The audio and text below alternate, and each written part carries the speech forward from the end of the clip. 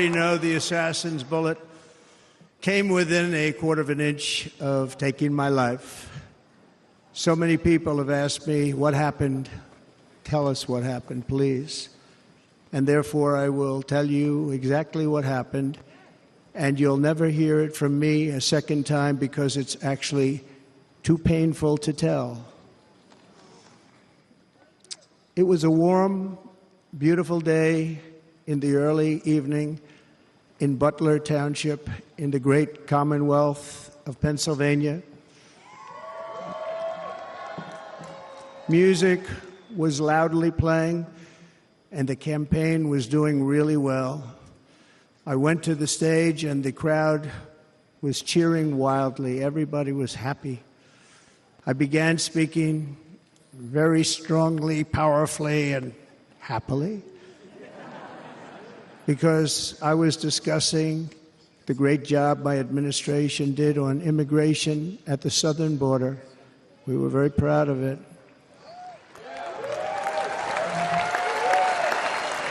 Behind me and to the right was a large screen that was displaying a chart of border crossings under my leadership. The numbers were absolutely amazing. In order to see the chart, I started to, like this, turn to my right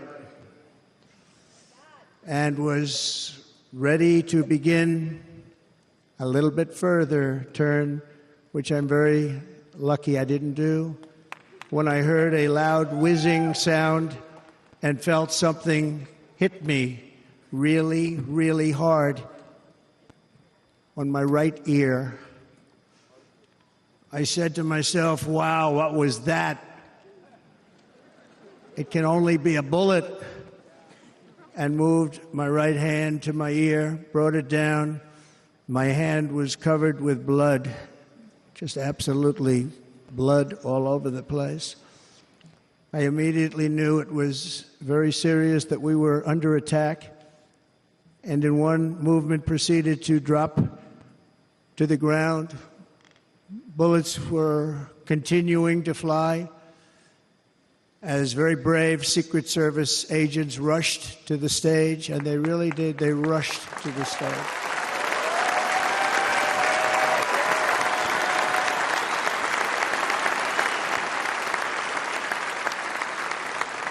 These are great people at great risk, I will tell you, and pounced on top of me so that I would be protected. There was blood pouring everywhere, and yet, in a certain way, I felt very safe because I had God on my side. I felt that.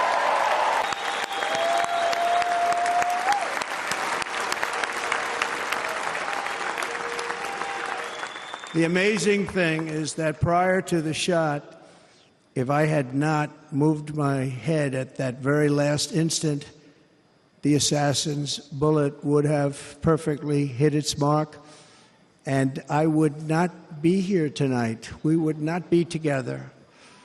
The most incredible aspect of what took place on that terrible evening in the fading sun was actually seen later.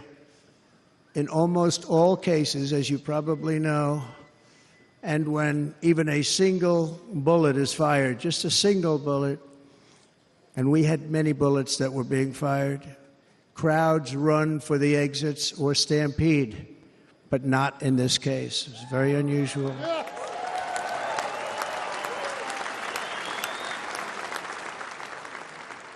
This massive crowd of tens of thousands of people stood by and didn't move an inch. In fact, many of them bravely, but automatically stood up looking for where the sniper would be. They knew immediately it was a sniper. And then began pointing at him. You can see that if you look at the group behind me. That was just a small group compared to what was in front. Nobody ran, and by not stampeding, many lives were saved. But that isn't the reason that they didn't move. The reason is that they knew I was in very serious trouble. They saw it. They saw me go down. They saw the blood and thought, actually most did, that I was dead. They knew it was a shot to the head. They saw the blood. And there's an interesting statistic. The ears are the bloodiest part. If something happens with the ears, they bleed more than any other part of the body. For whatever reason, the doctors told me that. I said, why is there so much blood? He said, it's the ears. They bleed more. So we learned something, but they just, this beautiful crowd, they didn't want to leave me. They knew I was in trouble. They didn't want to leave me. And you can see that love written all over their faces. Incredible people. They're incredible people. Bullets were flying over us, yet I felt serene. But now the Secret Service agents were putting themselves in peril. They were in very dangerous territory. Bullets were flying right over them, missing them by a very small amount of inches. And then it all stopped. Our Secret Service sniper, from a much greater distance and with only one bullet used, took the assassin's life, took him out.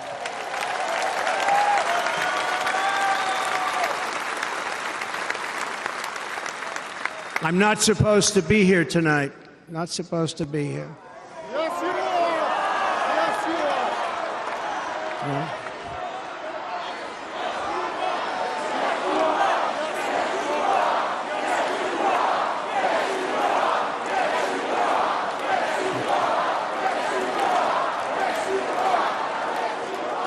Thank you. But I'm not. And I'll tell you, I stand before you in this arena only by the grace of Almighty God.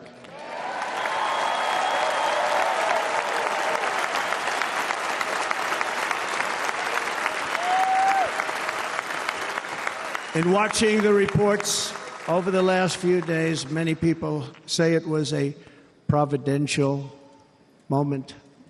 Probably was. When I rose surrounded by Secret Service, the crowd was confused because they thought I was dead, and there was great, great sorrow. I could see that on their faces as I looked out. They didn't know I was looking out. They thought it was over. But I could see it, and I wanted to do something to let them know I was okay. I raised my right arm, looked at the thousands and thousands of people that were breathlessly waiting, and started shouting, "Fight, fight, fight."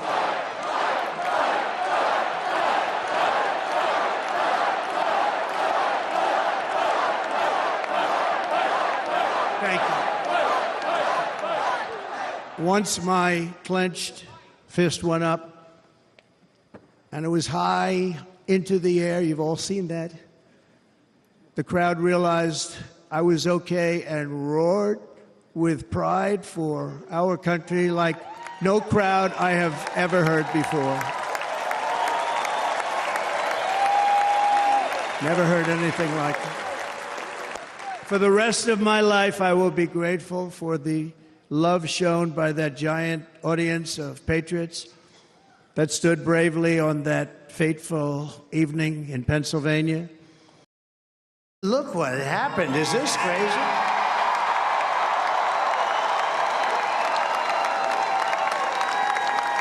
But it's a political victory that our country has never seen before, nothing like this. I want to thank the American people for the extraordinary honor of being elected your 47th president and your 45th president.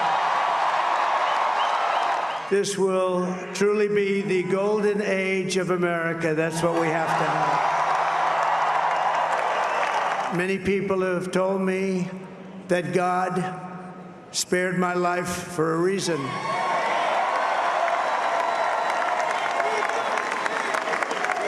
And that reason was to save our country and to restore America to greatness. And now we are going to fulfill that mission together. We're going to fulfill that mission. Well, these are fantastic people, and we can add a few names like Robert F. Kennedy Jr. He came in. And he's going to help make America healthy again. It's time to put the divisions of the past 4 years behind us. It's time to unite. And we're going to try. We have to try. And it's going to happen. Success will bring us together. I've seen that. We are going to start by all putting America first. We have to put our country first for at least a period of time. We have to fix it.